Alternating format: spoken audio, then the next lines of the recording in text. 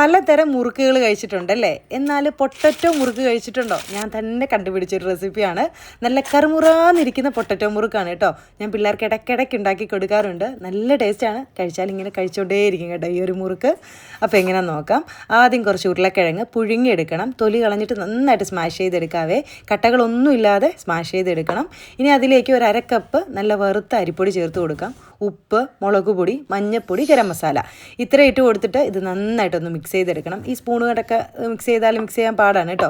കൈകൊണ്ട് തന്നെ നന്നായിട്ട് അങ്ങ് കുഴച്ചെടുക്കാം. ഇനി കുഴച്ചെടുത്തതിൽ നിന്ന് ഒരു പാർട്ട് ഇങ്ങനെ നമുക്ക് എടുക്കാം കേട്ടോ. നമുക്ക് ആ മുറുക്കുണ്ടാക്കുന്ന അച്ചിലേക്ക് അങ്ങ് ഇട്ട് കൊടുക്കാതെ ഞാനിവിടെ ഇടിയപ്പമൊക്കെ ഉണ്ടാക്കുന്ന ഇലക്ട്രിക് ഇടിയപ്പം മേക്കറില്ല, അതാണ് എടുത്തിട്ടുള്ളത്. അതിൻ്റെ അച്ച് മാറ്റി കൊടുത്തിട്ട് മുറുക്കിൻ്റെ അച്ചിട്ട് കൊടുത്തിട്ടുണ്ട്.